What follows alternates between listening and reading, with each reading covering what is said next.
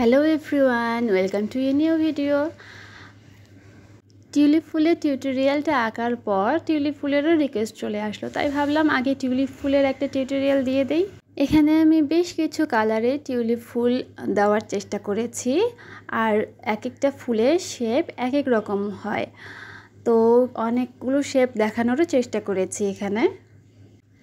তো আর কি কালার কম্বিনেশনের টিউলিপ হতে পারে আমাকে কমেন্ট করে জানাবেন, আমি সেগুলো ট্রাই করব। আমার মাথায় যেগুলো ছিল তো সেগুলোই আমি আঁকার চেষ্টা করেছি। যেহেতু ডিফারেন্ট শেপের আমি ফুল আঁকবো, তাই আগে একটু পেন্সিল দিয়ে ড্র করে নিয়েছি। আপনারা চাইলে পেন্সিল দিয়ে ড্র করতে পারেন অথবা সরাসরি পেইন্ট করতেও পারেন। আর আমার কাছে অনেকেই পেন্সিল দিয়ে ড্রয়িংয়ের ছবি চাচ্ছিলেন, ভিডিও চাচ্ছিলেন, তো আমি ওগুলো দিব, আমার একটু টাইম লাগবে, আমি তবে দিয়ে দেব।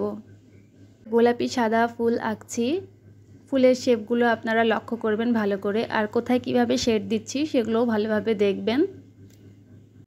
আর অনেকেই বলছিলেন আমার ভিডিওগুলো একটু লং, তো আপনারা কেমন ভিডিও পছন্দ করেন, লং নাকি শর্ট ভিডিও দেব আমাকে জানাবেন। আমি প্রেফার করি যে লং ভিডিওগুলোই দেওয়ার চেষ্টা করব, কারণ লং ভিডিওতে থেকে অনেক কিছু শেখা যায়, অনেক ডিটেলিংয়ের কাজ জানা যায়। আমি অনেক কিছু বলি লং ভিডিওগুলোতে, আর কিভাবে শেপ দেই, কিভাবে একটা ফুল আঁকছি, সব ডিটেল লং ভিডিও থেকেই আসলে জানা যায়।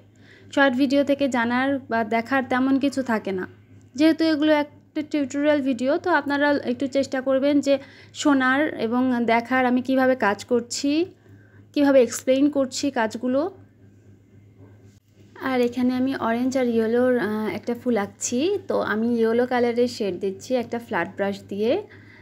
এখানে খুব বেশি চেপে চেপে দিব না, একদম হালকা হাতে হলুদ রঙটা ছড়িয়ে দেব পাপড়ির ভিতরের দিকে।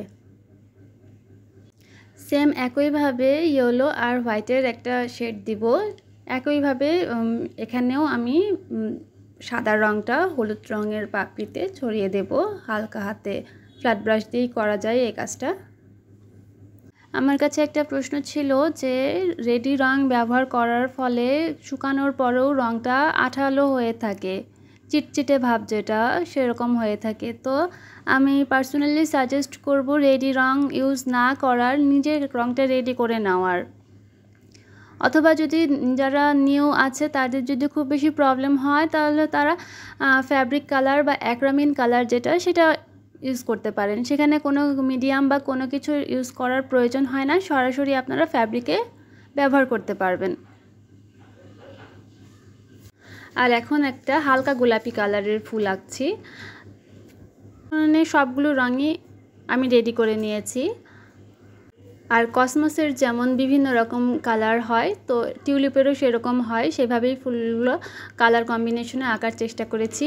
এক একটা ফুল এক এক কালার কম্বিনেশন দিয়ে এঁকেছি যেন আপনারা সহজেই বুঝতে পারেন, আর কোনোটাই স্কিপ করিনি, সবগুলোই ভিডিও দেওয়ার চেষ্টা করেছি যেন কোথায় কীভাবে কালার কম্বিনেশন দেই সেগুলো সব কিছু আপনারা বুঝতে পারেন। সবগুলো ফুল আঁকা হয়ে গেলে তারপর আমি পাতার কাজ করব। আর গোলাপি কালারের ফুলটাকে আমি একটু শুকানোর জন্য রেখেছি, একটু শুকিয়ে গেলে তারপর শেড দিলে এখানে ভালো হবে। এখানে গোলাপি আর হালকা গোলাপি আর গাঢ় গোলাপি দিয়ে একটা শেড দিব। আর আমার আজকের ভিডিওটাও অনেক লং হয়ে গেছে, আর কোনো ফুলের রিকোয়েস্ট থাকলে আমাকে জানাবেন, আমি দেখানোর চেষ্টা করব। আর এই কাজ নিয়ে কারো কোনো প্রশ্ন থাকলে জানাবেন। এখন আমি সেম ফ্ল্যাট ব্রাশ দিয়ে শেডগুলো দিচ্ছি। কারো যদি অন্য কোনো তুলিতে কমফোর্টেবল হয়, অন্য কোনো তুলিতে কাজ করতে সুবিধা হয়, সেই তুলি দিয়েই শেড দিতে পারবেন, সমস্যা নেই। টিউলিপের আসলে শেডটা যত সুন্দরভাবে দেওয়া যাবে ফুলটাকে তত বেশি সুন্দর লাগবে। শেড দেওয়ার পর আর তেমন কোনো ডিটেলিংয়ের কাজ থাকে না, এখানে শেডটাই প্রধান।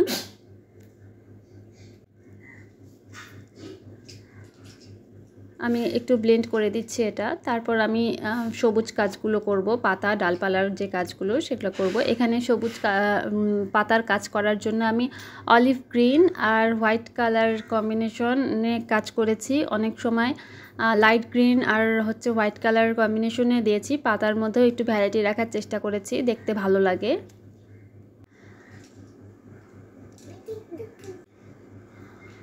পাতাগুলো এঁকে নেওয়ার জন্য আমি একটা ফ্ল্যাট ব্রাশ নিয়ে নিয়েছি।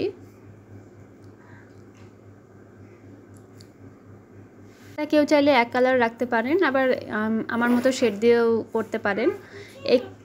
আর এই কাজটা কেউ ট্রাই করলে আমাকে জানাবেন।